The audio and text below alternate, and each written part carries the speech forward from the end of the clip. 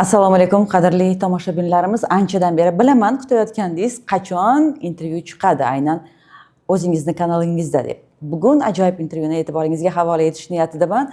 Albatta tomosha qilsangiz, menimcha rahmat aytsangiz kerak. Xo'p, bugun O'zbekistonni yirik kompaniyalarda faoliyat yuritib kelayotgan, naqd 15 yildan oshgan tajribaga ega bo'lgan buxgalter Dildora Alixanova birgalikda suhbatlashamiz, birgalikda gaplashamiz.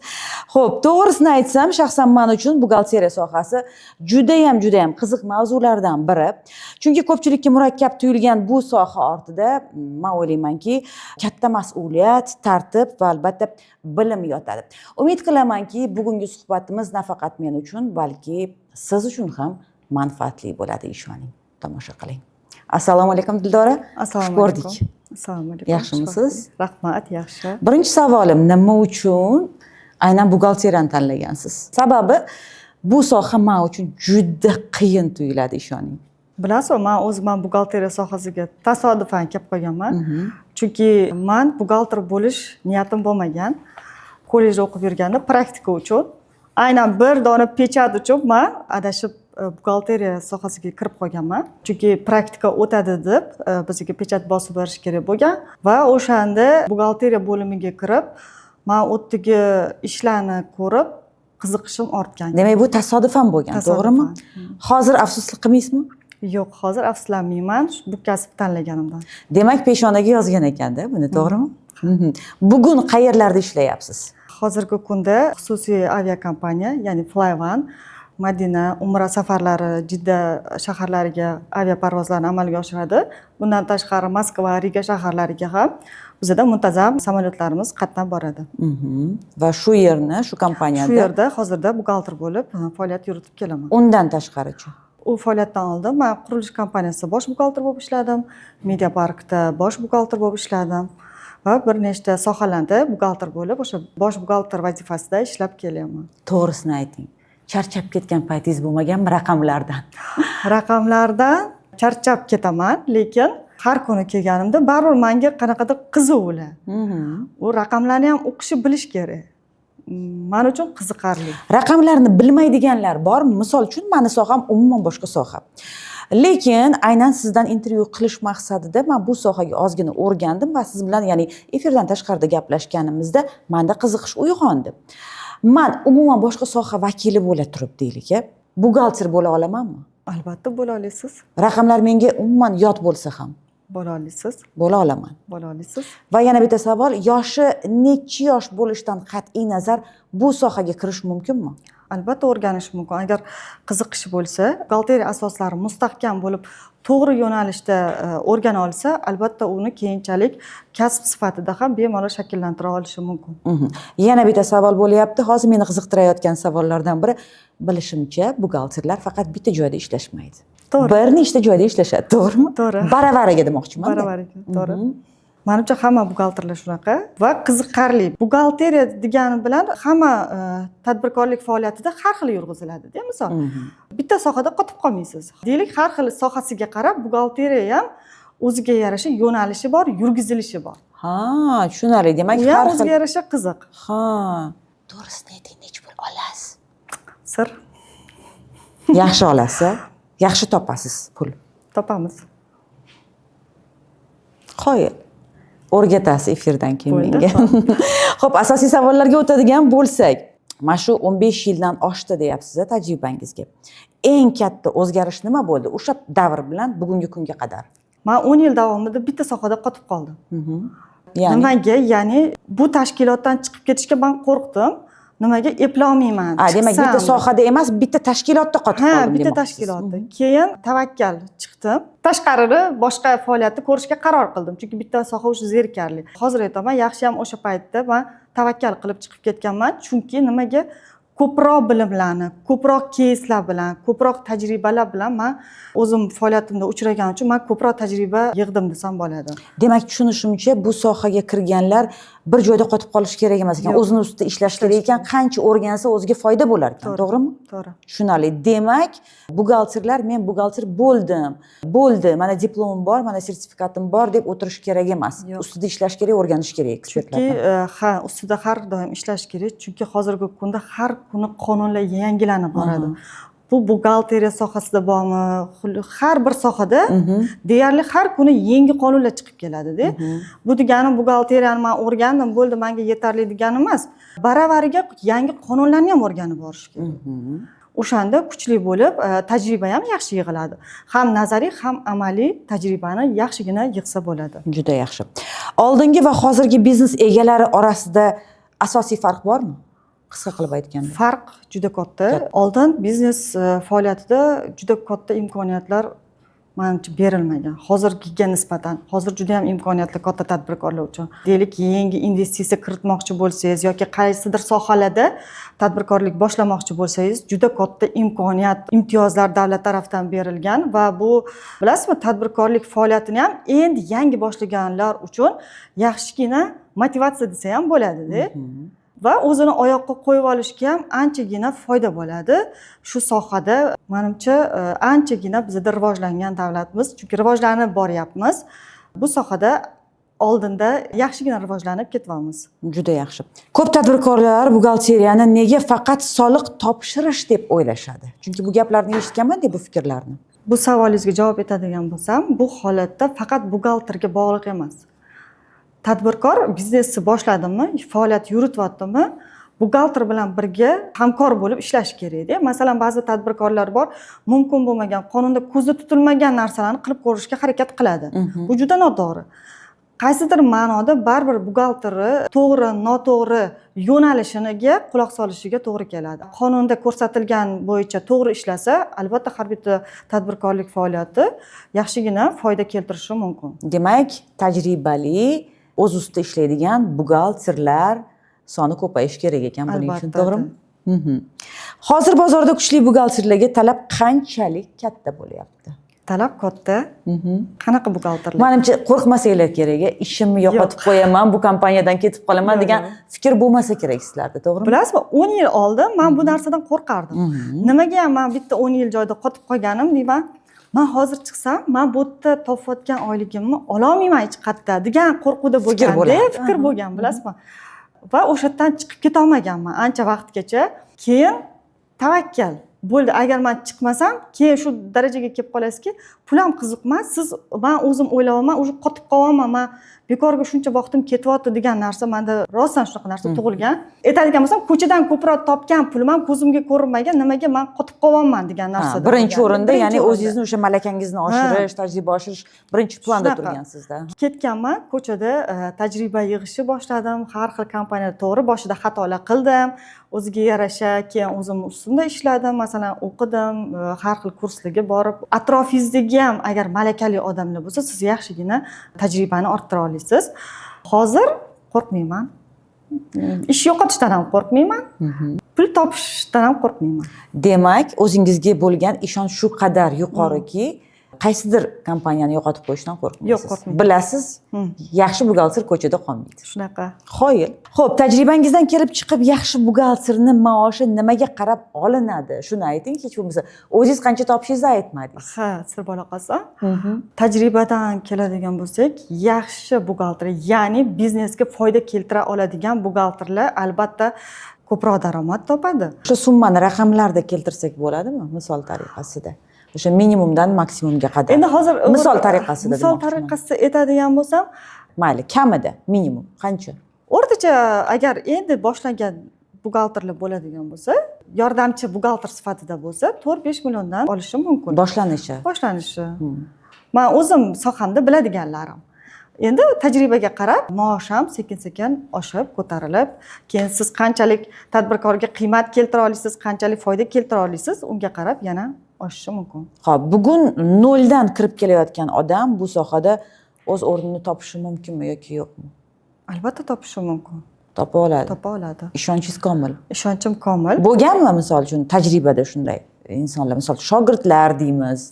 Bor shogirdlarim uyda o'tirib, necha yillab uyda o'tirgan, lekin hech qanaqa ish bilan shug'ullanmagan. Lekin shu buxgalteriyaga qiziqib, shogird tushgan. O'zim shogirdim bor, bir o'rgatganman buxgalteriyani. Bu nimaga o'zlari majbur bo'lgan, uyda o'tirgan xo'jayinlari, magazinlari bor, magazinlaridan buxgalter olisha olmagan, o'ziga yuritish kerak va o'shanda menga shogird kelib tushgan. O'rgatdim. Bilasizmi? Umuman o'qimagan ayol. Uyda o'tirgan, bolalari bilan, faqat bola tarbiyasi Oila, bolasi bilan. oila bilan, ha. Eplab ketdi shu ayol. Boshida men juda qiynaldim u ayolga tushuntirishga, nima qilishga. Lekin keyin o'zidagi qiziqishi, o'rganmoqchi bo'lgan insonni ham o'zi qiziqishi ham bo'lishi kerak. Harakatda bo'lishi kerak. O'zini qiziqishidan, o'zini harakatidan yaxshi o'rgan oldi va hozir nima qilyapti? Qayerda ishlayapti shunda? Hozir o'sha o'zligini magazinini yurg'izyapti. Akasini yana bitta firmasini yurg'izyapti. Qiynalsiz, nimalari bo'lsa, savollari bo'lsa, yordam so'raydi, ustoz sifatida yordam berasiz. Kelgancha yordam beraman, yo'l yo'riq ko'rsataman yoki qayerdadir xato qilgan bo'lsa, xatolarini to'g'rilashga harakat qilaman. Xo'p, hozir yoshlar haqida gapirdingiz. Endi yosh kattaroqlarchi bo'ldi, yoshim o'tdi degan savollar ham bo'lib qolardi ularda.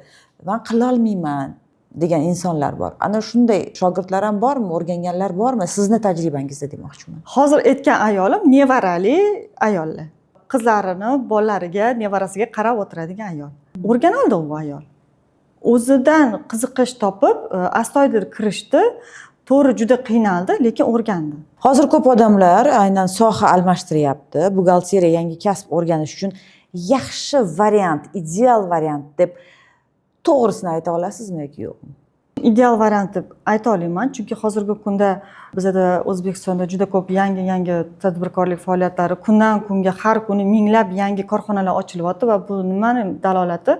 Buxgalterlarga talab yana kuchayadi. Meni o'zimning fikrim, buxgalteriya sohasi har doim kerak bo'ladigan kasblardan bittasi deb hisoblayman.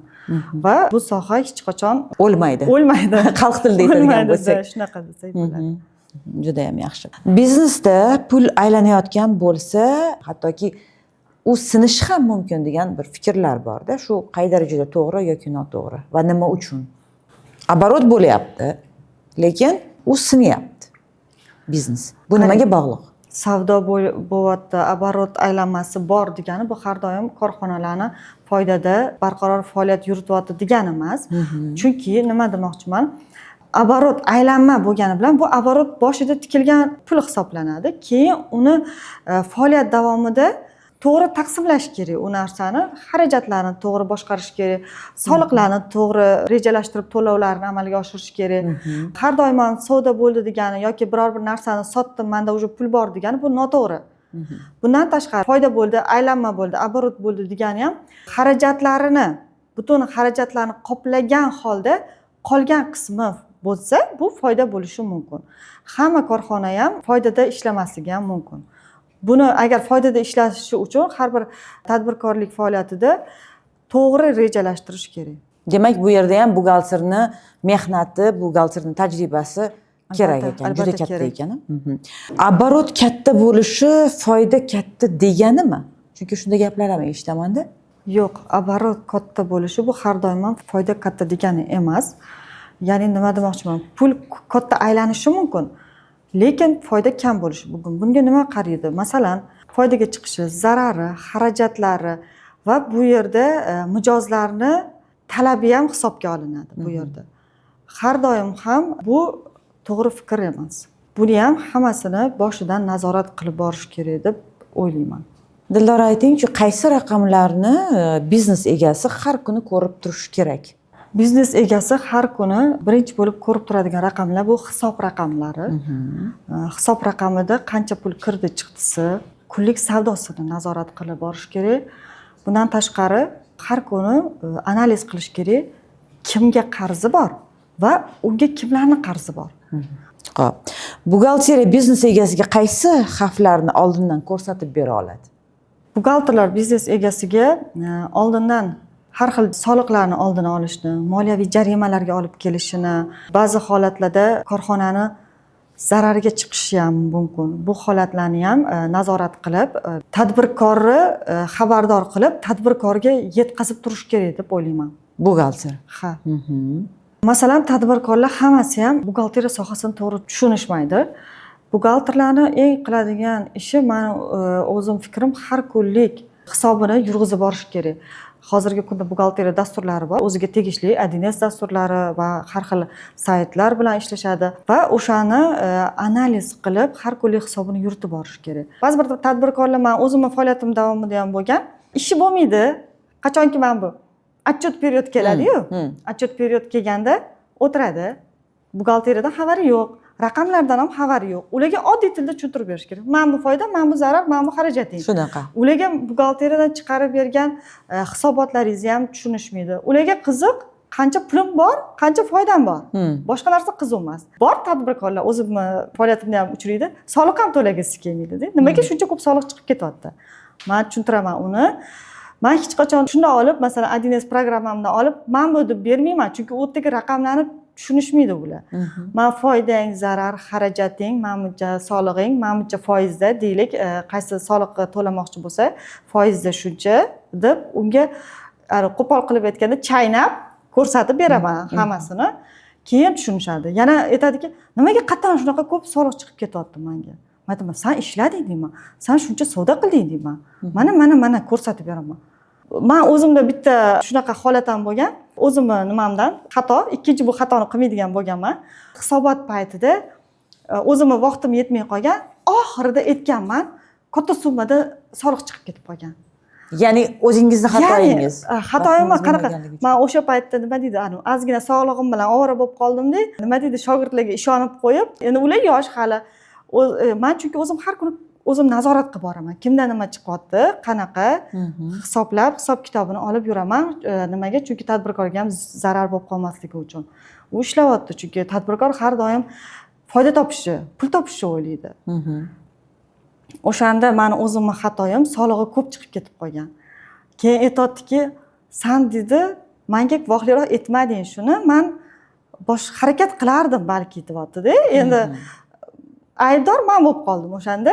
Keyin shundan keyin shunaqa o'zimga dars bo'lgan narsa, har doim nazorat qilib, hisobotlar kelishidan oldin hisob kitobini qilib, xuddi aytganimdek, hammasini yoyib, nimaga bo'tgan, nimaga ketgan pullari hammasini yozib ko'rsatib beraman. Keyin hozir endi tushunadi.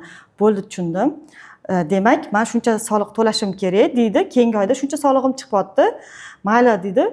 Xuddi avans sifatida men to'lab yuray, ertaga qiynalib qolmasligim uchun. Bittada to'lamasligim uchun bittada bor, shunaqa bo'lib qolishi mumkin.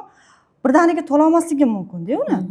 Sekin-sekin o'shani to'lab boradi, ertaga qiynalib qolmaslik uchun. Men hozir mana shu suhbatdan bir narsani anglayapmanki, endi bu meni fikrim.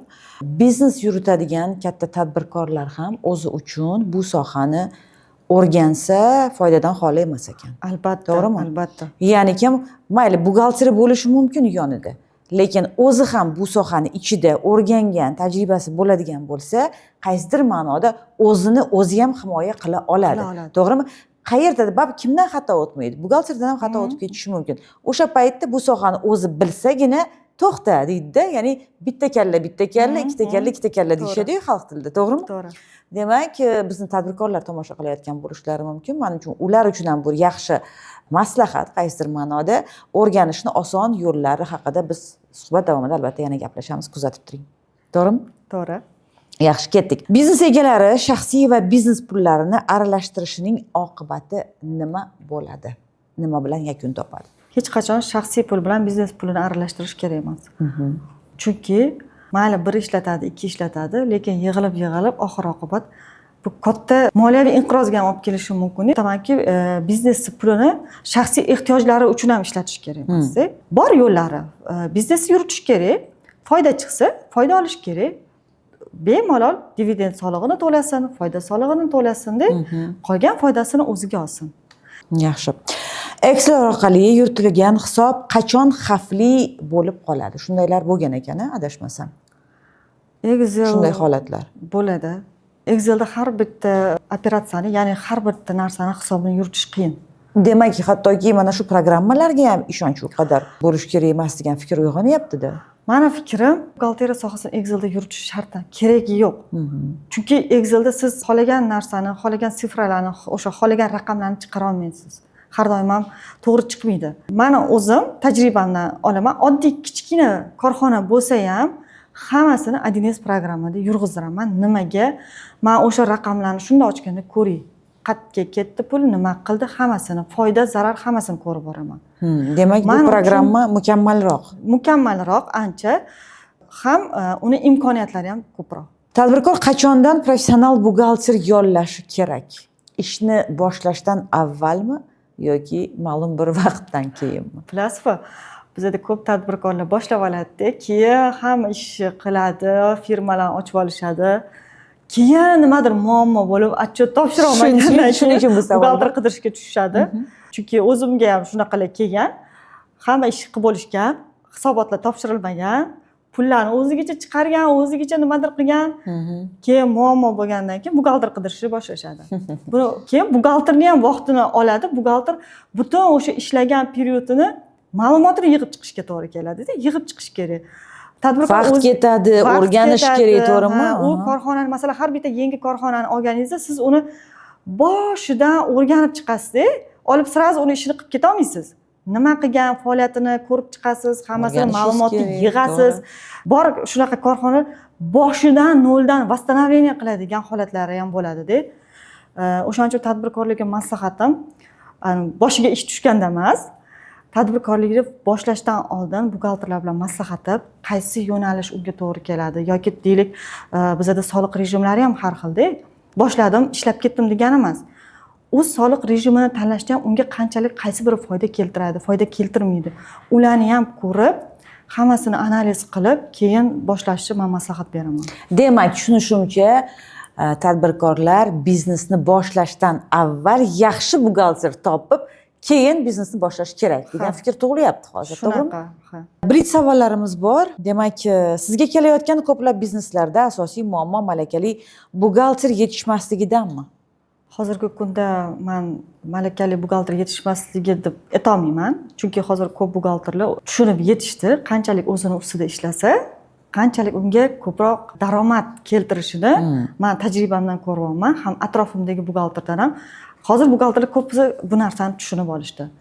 Deyarli ko'pchilik buxgalterlar yangi boshlaganlar emas, boshlab kelib, ham ko'proq o'zini ustida ishlab shu narsaga erishyapti. Yaxshi. Nega ko'p buxgalterlar nazariyani biladi-yu, amalda qiynaladi? Buxgalteriyadan boshlanishida nazariy bilim albatta kerak. Fundament mustahkam bo'lishi kerak. Fundament mustahkam bo'lgandan keyin uni amaliyot bilan mustahkamlash kerak. Deylik, agar nazariy bo'lmasdan sirazi amaliyotga tushib qolsa, tushunmay qoladi nima qattanligini. Men o'zimdan oladigan bo'lsam, men buxgalteriya aytganimdek sohasiga kirganman, tushunmasdan shu aytgan ishni qilaverganman-da. Nima qatdan kelyapti, qaysi sifra nimani bildiradi degan narsani tushunmaganman. Keyin borib o'qib, nima o'qiganman? Noldan balansgacha degan kursni o'qiganman men. Hamma narsani qaysi sifra nima, hammasini tushunib, shotlarini o'rganib, keyin ishonasizmi, 2-3 yildan keyin men kallamga ketgan, demak, men mana shunaqa ish qilayotgan ekanman deb tushunganman-da. O'shaning uchun hozir aytaman, yangi boshlayotganlarga baribir nazariysi, fundamenti kerak.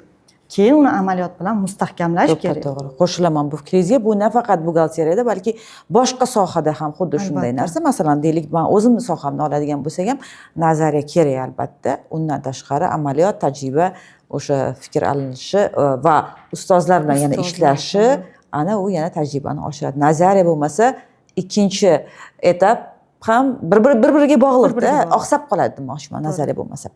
Xo'p, kuchli mutaxassis bo'lish uchun eng muhimi nima? Nazariya, amaliyot yoki ustoz? Bu uchalasi ham bir-biriga bog'liq. Birinchi bo'lib xuddi aytganimdek, nazariya, fundamentni mustahkamlash kerak. Ikkinchi bo'lib amaliyot bilan mustahkamlash kerak. Amaliyot ham qanaqa? Meni o'zimning fikrim, kattaroq firmalarga kirish kerak. Ish qaynaydigan firmalar bo'ladi-yu, mana bu bor firmalar sekin bir tekisda ketadi. Unaqada o'sish qiyin.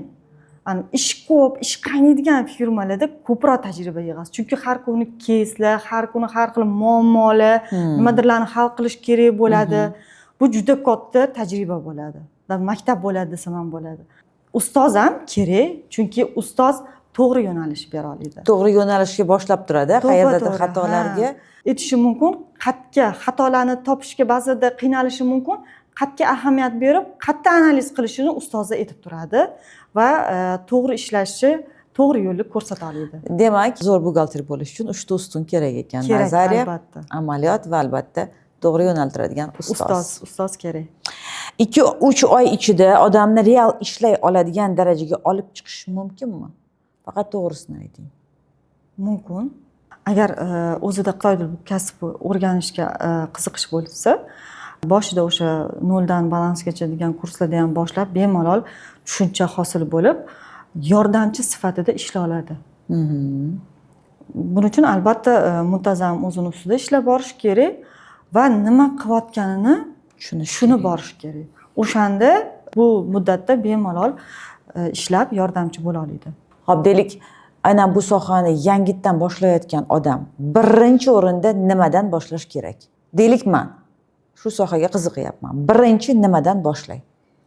Birinchi nazariyadan boshlaysiz, mohiyatini tushunishga boshlaysiz, mantig'ini tushunishga. Nazariya u nima degani? Ba'zilar tushunmasligi mumkin. Shuni tushuntirib o'ting. Nazariya nima degani? Bu har bitta sohani o'zini asoslari bor. Ya'ni buxgalteriya sohasida ham o'zini asosi bor. Standartlardan boshlanadi, har xil terminlardan boshlanadi. Deylik, oddiy buxgalteriya terminlarini shotlar rejasi bor. Buxgalteriyada bizlarni O'zbekistonda shotlar rejasi asosida ishlaymiz. Shotlar rejasi desak, ko'pchilik tushunmaydi. Biz buxgalterlar, masalan, deylik 51 qara deymiz. O'zimizni tilimizda gaplashamiz deydi. 51 u nima u 51? Tashqaridan eshitgan odam 51 nima degani deydi. Biz bilamiz 51 bu hisob kitob aylanmasi, pul aylanmasi, ya'ni bankka butun pullari bankdagi hisob raqamdagi pullar aylanadigan shotlar. Ha, nazariyada demak mana shular o'rgatilinadi. Asosiy o'sha kodoviy so'zlar. Shotlar rejasi deyiladi. Bularni o'rganish kerak, bilish kerak. Oddiy buxgalteriya sohasiga kirishni boshlaganda ham yoki ishlashni boshlaganda ham bu terminlarni hammasini bilish kerak. Hisob faktura nima, shartnoma nima? Oddiy o'qimagan, bilmagan odam tushunmaydi bu narsalarni. O'shaning uchun buxgalteriya asosidagi shu boshlang'ich terminlarni, boshlang'ich har bir asosini, qonunlarini o'rganib borish kerak. Deylik, soliqlarni, masalan, QQS bor 12% yoki foyda solig'i bor 15%. Foyda solig'i nima? QQS nimaligini oldin ajratib olish kerak. Xullas, shu nazariyada o'rgatiladi. Nazariyada o'rgatiladi. Dildor, gapingizni bo'ldim, hozir davom ettirasiz fikringizni. Men o'sha maktabni bitirganimda institutga kira olmagan paytim bo'lgan, o'sha davr bo'lgan. Shunda odamlar bekor yurmasin deb meni o'sha buxgalteriya kursida o'qitganlar. Uyimda hattoki meni anaqam ham bor, diplomim ham bor. Lekin men bu sohaga u payt umuman uzoq edim bu sohadan. Men endi jurnalist bo'lish niyatim bo'lgan, qiziqtirmagan va bilasizmi? Men hozir nimaga bu gapni aytyapman? O'sha paytda, o'sha davrda o'qidim, nechadir oy o'qidim, o'sha diplomni ham oldim, lekin men hech narsa o'rganmadim, o'rgana olmadim. Ular meni qiziqtira olmadi. Tushunyapsizmi bu kasbga? Lekin hozir mana siz bilan suhbat qilib turib, men qiziqyapman bu sohaga. Tushunyapsizmi? Meni hozir hech kim zo'rlab o'qitmayapti, deylik. Dadam deylik meni olib kelib shu sohada o'qib tur, vaqtingni bekor o'tkazma. Mabodo ertaga institutga kira olmasang, qayergadir buxgalter bo'lib ishga kirasan demayaptilar. Men o'zim qiziqyapman sizni gaplaringizni eshitganimdan so'ng. Webinar bo'ladimi? Qanaqadir webinarlaringiz bormi? Men istayapman shu webinarda yana ham ishtirok etishni, yana ham o'rganishni. Albatta, hozirgi kunda yaqinda rejalashtiryapmiz 3 kunlik bepul webinar tashkil qilishni. Bepul. Ya'ni nimani o'rganamiz? Aynan shu buxgalteriya nazariyasini, buxgalteriyani boshlang'ich bilimlarini berib borishga harakat qilyapmiz va bunda o'zimizning kursimiz bor. Nazariy bilimlarni o'rgatamiz, nazariyni mustahkamlab, amaliy bilimlar bilan ham o'rgatib boramiz. Bundan tashqari, hozirgi kunda buxgalterlar faqat deganim bitta dastur, Adidas dasturida emas, bir necha saytlar bilan ishlashga ham to'g'ri keladi. Bu hozirgi zamon talabi desak ham bo'ladi. Bu saytlarni ham o'rgatib boramiz. Oson va lo'nda o'rgatish mumkinmi? Ha, albatta mumkin. Oson qilib, xalq tilida tushuntirishimiz mumkin. U qachon bo'ladi webinar? Tez orada chislolarni albatta yetkazamiz, e'lon qilamiz. Qiziqarli bo'ladi. Albatta. Hoziroq u qiziqarliligi ma'lum bo'lyapti meni o'zimga, to'g'risi men kutaman o'sha sanalarni unda. Xo'p, davom etamiz unda yana savollarimizni berishda. Soliqdagi eng xavfli xatolar qaysilar deb o'ylaysiz? Soliqdagi eng katta xatolar bu soliqlarni to'g'ri rejalashtirmaslikdir. Tekshiruv kelganda biznes egalari eng ko'p nimadan qo'rqishadi? Shu biznes egalarida men o'zim faoliyatim davomida kuzataman. Qo'rqishadi. Bizda soliqchi kelyapti tekshiruvga desa, shunaqa. Sirazi qo'rqadi. Voy, hozir bu yoqqa bo'lib qolsa-chi debdi. Unaqa emas, agar buxgalteriyangiz chiroyli yurg'izilgan bo'lsa, hamma narsa shaffof bo'lsa, to'g'ri yurg'izilgan bo'lsa, Nimadan qo'rqasiz? Ana, soliqlarni to'lagan bo'lsangiz, agar deylik ombordagi tovarlaringiz hammasi birga bir, ya'ni fakt bo'yicha to'g'ri bo'lsa, nimadan qo'rqasiz? Bizda shunaqa tushuncha bo'lganki, soliqchi kelyapti, ha, demak ular to'g'ri, ularni gapi to'g'ri degan narsa-da. Hozirgi kunda men aytaman, baribir tadbirkorlar ham ozgina bo'lsa ham bu sohani bilish kerak. Savodi bo'lish kerak ozgina bo'lsa ham. Agar buxgalter to'g'ri tanlab, to'g'ri buxgalteriyasini hisobini yurg'izgan bo'lsa, hech narsadan qo'rqish kerak emas. Yashang. Hozir onlayn ta'lim orqali buxgalteriyani o'rganish qanchalik effektiv?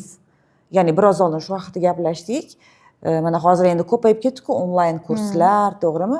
Nafaqat buxgalteriya, boshqa sohalarda ham. Endi biz hozir buxgalteriya haqida gaplashayotganligimiz uchun aytingchi, qanchalik effektiv, ya'ni o'sha onlayn orqali o'rganish aynan bu sohani?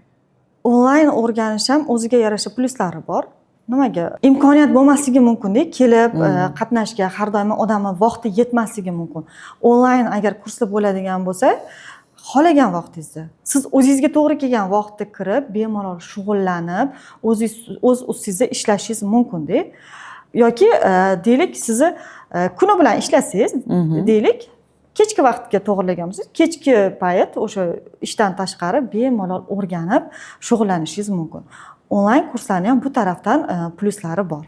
Yaxshi. Vaqtni tejash desam ham bo'ladi. Ayniqsa boshqa sohada ishlab turib, o'sha vaqti borida o'rganish uchun menimcha ideal bo'lsa kerak. Ha, albatta. Sizningcha kursda eng muhim narsa nima bo'lishi kerak? Onlayn kurs bo'ladimi, boshqa kurs bo'ladimi? Meni fikrim amaliyotga tayangan holda bo'lishi kerak. Agar amaliyot ham nazariy ham amaliyot bilan baravar bo'lsa, ana unda natijaga erishish mumkin. Sertifikat hech narsani hal qilmaydi. To'g'ri tanlangan yo'nalishda berilgan bilim effekti kuchliroq. Yaxshi. Xo'p, odamlar ko'pincha men matematikani yaxshi bilmayman deb qo'rqishadi. Bu qanchalik to'g'ri? Masalan, men rostdan bilmayman matematikani. Bu qanchalik to'g'ri? Aynan matematikani yaxshi bilmayman. Bu soha meniki emas deydiganlarga nima degan bo'lardingiz? Buxgalteriyani bilish uchun matematika talab qilinmaydi. Chunki ko'pchilikda shunaqa fikr bor-da. Shunaqa fikr bor. Chunki buxgalteriyada xuddi aytganimdek raqamlar bilan ishlagani uchun o'ylaydi, matematikani bilishim kerak edi. Yo'q, bilish shart emas. Siz to'g'ri o'rgansangiz, yo'nalishni to'g'ri olsangiz, bemalol buxgalter bo'lib ishlay olasiz. Eplay olasiz. Matematikani o'rganib, keyin bu sohani o'rganaman deyish umuman noto'g'ri. Xato bu. Xato, albatta. Buxgalteriyada kuchli bo'lish uchun qanday xarakter bo'lishi kerak odamda? Kuchli buxgalter bo'lish uchun eng avvalosi o'ziga bo'lgan intizomi bo'lishi kerak.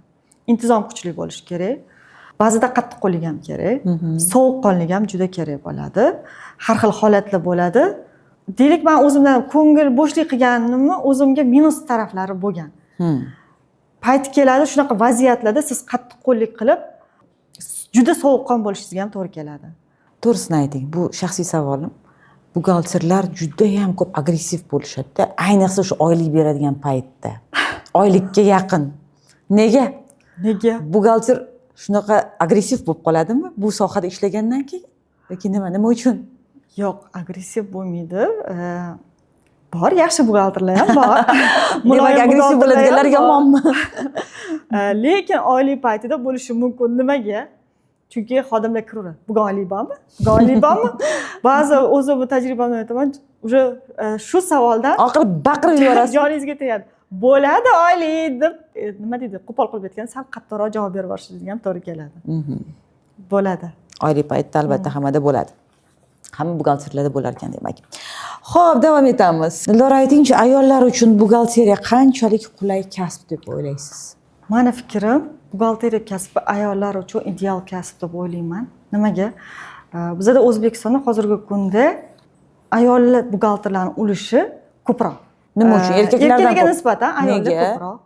Chunki mana o'zim ko'rgan nimamdan olib qaraydigan bo'lsam, atrofda buxgalter ayollar juda ko'p. Chunki bemalol bular uyda o'tirib ishlashlari mumkin, masofadan o'tirib ishlashi mumkin.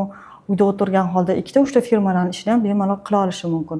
Bu degani bemalol bolalariga vaqt ajratib ishlashi mumkin. oilasiga, farzandlariga vaqt ajratib, uyda ishlashlari mumkin. Buxgalter ayollar hattoki dekretga ham chiqishmaydi, to'g'rimi? To'g'ri. Chunki o'sha hattoki farzandli bo'lib uyda o'tirgan paytda boshqa kasbga ishlaydiganlar misol uchun bormaydi, 3 yil, masalan 2 yil dekretda o'tiradi. Lekin buxgalterlar menimcha dekretda ham o'tirmasa kerak. O'tirmaydi. Men o'zimdan olib chiqadigan bo'lsam, dekretga ketib o'tira olmaganman uyda, ishga qaytib kelganman. Chunki oxir ishxonamdagi direktorim haydagan, boring uyingizda o'tiring, uyingizdan ishlang degan. Uyingizdan ishlang, kelmang ishga deb. Xuddi aytganda raddomdan chiqib, ertasi kuni kompyuterimni quchoqlab olganman. Bola yotgan yonimda kompyuterda ishlaganman. Demak, o'sha masofaviy ishlash imkoniyatlari bor, juda katta. Hattoki boshqa davlatda turib ham qilish mumkinmi buni? Misol uchun deylik, komandirovkaga ketishingiz mumkin yoki dam olishga, sayohatga ketishingiz mumkin. O'sha yerda turib ham ishingizni bitirishingiz mumkin. Mumkin, ishlashingiz mumkin. Qila olasiz. Yaxshi. Aytingchi, siz qutqarib qolgan eng og'ir biznes holati bo'lganmi va u qanday bo'lgan? Qutqarib qolgan, ya'ni to'g'ri yo'nalish berib, to'g'ri yo'l ko'rsatgan holatlari juda ko'p bo'ladi. Chunki qaysi biznesida misol tariqasida ayting? Qutqarish darajasiga yetib borish kerak emas. Nimaga? Agar siz boshidan o'zingiz yurg'izib, o'zingiz to'g'ri yo'nalish ko'rsatib, deyarli hamma soliqlarini, hisobini yaxshilab yurg'izsangiz, u biznes egasida, ya'ni tadbirkorda hech qanaqa muammo keltirib chiqarmaydi. Mani sohamda bo'lgan, ya'ni nima deydi, ulgurji savdo. Buni har doim men harakat qilaman, nazoratda ushlab yurishga, nazorat qilib, hammasini vaqtida, soliqlarini to'lab, vaqtida pullarini, nazorat hisobini yurg'izib, bu darajaga, jar yoqasiga yetaklamaslikka harakat qilamiz. Chunki nimaga? Chunki bizga ishonib berib qo'ygan u korxonani. Ishonib, biznesini, faoliyatini bemalol ba'zi tadbirkorlar bor, aralashmaydigan tadbirkorlar bor-da, ishonib qo'yadi. O'shani aytaman, ishonchini oqlash kerak. Ishonchini oqlab, siz bu yoqdan hammasini analiz qilib, to'g'ri yuritib borishingiz kerak. O'sha yomon holatgacha tushirmaslikka.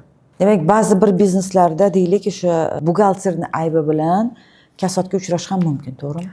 Xatosi bilan yoki aybi bilan. Xato faqat buxgalterga bog'liq emas. Ba'zi bir xatolar bor, muammolar bor. Bitta buxgalter o'zi hal qila olmaydigan muammolar bor-da. Deylik, masalan, buxgalter qilmaydigan narsani borib tadbirkor qilib tursa. Bor shunaqa tadbirkorlarda, qilma mumkin emas, qonunda ko'rsatilmagan degan narsani borib qilib ko'radi. Qiziqda, chunki ular tadbirkorlarning bitta nimasi pul topish ko'proq. O'shaning uchun men aytaman, tadbirkorlar ham ishlashdan oldin, biznesini yuritishdan oldin baribir buxgalterning fikrini inobatga olish kerak. O'shanda muammolar keltirib chiqarmaydi. Siz ko'rgan eng tartibli biznes qanday ishlagan? Ya'ni o'sha tajribangizdan kelib chiqib. Oldindan hamma xarajatlarini rejalashtirib yuradi. Oldindan soliqlarini rejalashtirib, pul bo'lganda to'layman emas, o'sha chiqqan solig'ini vaqtida to'lab, oddiy mana solig'ini to'lamasligi ham muammo ketidan muammo keltirishi mumkin-da. Solig'ini to'lamadingiz, sразу soliq organlari sizga inkassasiya qo'yib qo'yadi. Shotingiz bloklanadi. Shot bloklandi degani, uni to pul tushirib, shotingizga ochguningizcha 2 kun, 3 kun vaqtingiz ketib qoladi. Bu deylik, qanaqadir zudlik bilan kerak bo'lganda siz operatsiyalar qilishingiz kerak yoki qaysidir deylik pul chiqarishingiz kerak, sizni shotingiz bloklangan. Bu muammo ketidan muammo keltiradi. Sun'iy intellekt buxgalterlarni almashtira oladimi? Nega bu savolni beryapman? Sababiki, bugungi kunda mana sun'iy intellekt juda ham rivojlanib ketdi. Juda ham ko'plab kasb egalari, hattoki o'sha qo'rquv, ya'ni bizni kasbimizni sun'iy intellekt egallarkan degan fikrlar yuribdi-da. Shu savol bilan sizga yuzlanyapman. Sun'iy intellekt buxgalteriyani egallay oladimi? Qanday fikrdasiz? Yo'q, sun'iy intellekt bu dasturda, uni ham inson yaratgan. Olib qaraydigan bo'lsangiz, inson yaratgan. Men buxgalterlarning o'rnini egallaydi degan fikr noto'g'ri, qo'shilmayman. Nega? Nima uchun? Nima uchun? Dasturlar, sun'iy intellektlar bu qaysidir ma'noda qisman bo'lsa ham ishingizni yengillashtirib berishi mumkin. Lekin butun siz o'rningizga qiladigan hisobni, biznesni rivojlantirishi, biznesni yo'lga qo'yishi eplolmaydi. Eplay olmaydi. Yo'q. Chunki demak, haqiqiy tirik buxgalterni o'rnini bosa olmaydi. Yo'q, bosa olmaydi. Tajribali buxgalter. Yaqinda nimada ham chet davlatda ham sun'iy intellektni korrupsiyani boshlig'i qilib qo'yishibdi. U ham keyin aytishdi, u ham pora olib qo'yishibdi. Olib qo'yibdi. U ham pora olib qo'yibdi. Unaqasi ham bo'lar ekan. Unaqasi ham bo'lar ekan. Men eshitib hayratda qoldim juda ham. hatto sun'iy intellektga ham ishonch yo'q, chunki u ham dastur, uni ham inson yaratgan. Mani fikrim, insonni miyasidan, insonni bilimidan hech qanaqa dasturlar kuchli deb o'ylamayman. To'ppa-to'g'ri, men ham qo'shilaman shu gapingizga. Zamonaviy buxgalter qanday ko'nikmalarga ega bo'lishi kerak?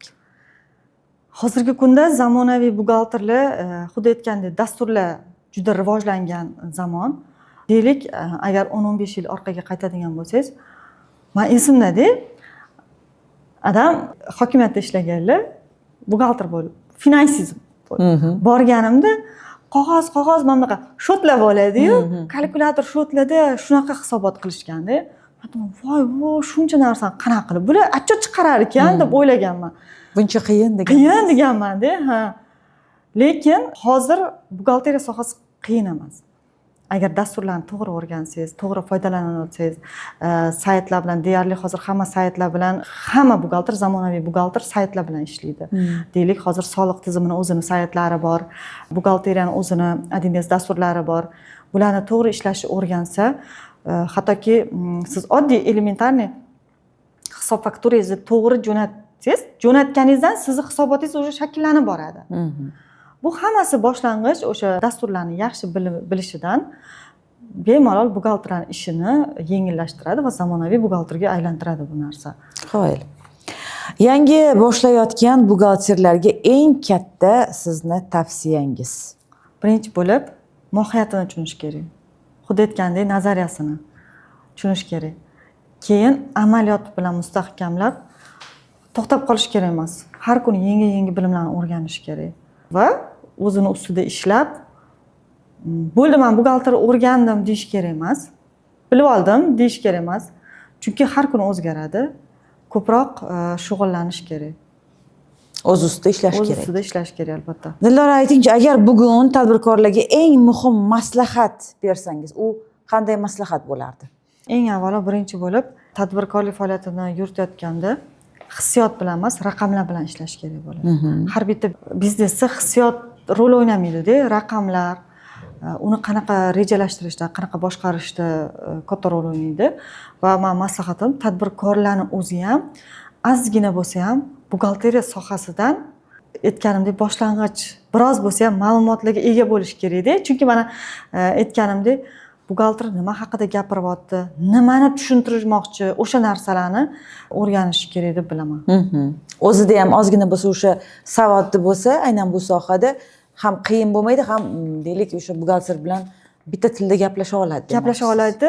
Ham tushunish oson bo'ladi. Deylik, butun buxgalteriyani o'rganish emas, aynan buxgalter nima haqida gapirayotgani haqida bo'lsa ham tushunchalari bo'lish kerak albatta. Agar bugun umuman tajribasi yo'q odam siz oldingizga kelsa, unga qanday yo'l yo'riq ko'rsatgan bo'lardingiz? Birinchi qiladigan ishi sразу pul topishga emas, boyib ketishga emas. Eng asosiy uni mantig'ini, asosini o'rganish kerak. Pul maqsadida kirish kerak emas, daromad topish maqsadida emas. Uni tegini, mag'zini chaqib, yaxshilab o'rganib, bosqichma-bosqich o'rganib borsa va u keyin u o'ylagan o'sha daromadga ham erisha oladi. U o'ylagan natijaga ham erisha oladi. Keyin aytganimdek, mutaxassisga aylansa, ana undan keyin o'zini bahosini o'zi beradigan darajada buxgalter bo'la olishi mumkin. Hozir bu sohaga kirish uchun eng yaxshi vaqt deb ayta olasizmi? Eng yaxshi vaqt emas, keling shuni eng yaxshi davr deb ayta olasizmi deb beraylik? Albatta, ayta olaman. Chunki hozirgi kunda O'zbekistonda 500 mingdan ortiq buxgalterlar ishlaydi va yiliga yangi mutaxassislar paydo bo'ladi. Bu nima demoqchiman? Bu degani va korxonalar, yangi korxonalar juda ko'paygan. Bu tadbirkorlik faoliyati ham oshib boryapti. Bu degani tadbirkorlik faoliyati oshgan sari buxgalterlarga talab ham kuchayadi. Ya'ni qanaqa buxgalterlarga? O'ziga ishongan, yaxshi mutaxassis egasi bo'lgan, ishini yaxshi biladigan buxgalterlarga talab albatta hamma joyda bor. Demakki, buxgalteriya orqali moliyaviy erkinlikka chiqish mumkin. Albatta, barqaror moliyaviy erkinlikka bemalol chiqa oladi. Sizni tomosha qilganlarga, aynan bu sohaga mana shu suhbatimizdan so'ng qiziqish bildirganlarga tavsiyangiz? Yakuniy tavsiyamni aytadigan bo'lsam, nafaqat tadbirkorlar, balki buxgalteriyaga endi kirib kelayotgan har bir inson uchun avvalambor moliyaviy savodxonlikni oshirishlarini maslahat beraman. Rahmat kattakon bugungi suhbat uchun, albatta bugungi ma'lumotlar uchun. O'ylaymanki, bugungi suhbatimiz ko'pchilik uchun, aynan bu sohada faoliyat yuritayotganlar uchun yoki boshlamoqchi bo'lganlar uchun, qolaversa tadbirkorlarimiz uchun ham qaysidir ma'noda qo'llanma bo'ldi, qaysidir ma'noda o'sha life hack deymiz, bugungi tilda aytadigan bo'lsak, va vebinarlaringizni kutib qolamiz. Men shaxsan o'zim ham qiziqyapman bu sohaga. U qadar professional darajada siz kabi buxgalter bo'lishimga hali vaqt bor, davr bor, lekin o'rgansam bu foydadan xoli bo'lmaydi o'zim uchun demoqchiman. Shu bilan bugungi intervyuga yakun yasaymiz. Bizni efirdan tashqarida gaplashadigan savollarimiz yana bor. To'g'risini ayting, farzandlaringiz orasida deyliga shu sohaga kiraman deysa yoki o'zingiz yo'nalish berasiz, bab ota-ona farzandiga yo'nalish beradi-ku, bu sohani tanla, bu sohani tanladi. Nima degan bo'lardingiz? Albatta, agar bo'laman desa qarshilik qilmayman. Qiziqyaptimi farzandlar orasida bu sohaga? Yo'q, hozircha yo'q. Hozircha yo'q. Hozircha yo'q. Chunki men o'zimni adamam buxgalter, ekonomist, iqtisodchi buxgalter bo'lganlari uchun men qiziqmaganman. Bu sohaga umuman qiziqmaganman. Aytmaman, tasodifan kirib qolganman. Endi hozir aytaman. Demak, Tasodiflar tasodif emas deyishadi, bilasizmi? Demak, balki o'sha dadamni shunaqa ishlaganim, demak, menga qondan o'tgan bo'lsa kerak-da. Chunki men o'sha sohaga kirgunimcha bu soha haqida o'ylamaganman. Kim bo'lmoqchi bo'lgansiz bunga? Vrach bo'lishni xohlaganman. Buxgalter bilan vrach umuman bir-biriga yaqinlik joyi yo'q-ku. Yo'q, ha shunaqa. Bo'pti, to'g'risini ayting, nech pul olasiz? Menga shu qiziqyapti. Meni shu qiziqtiryapti. O'zimga yetarli.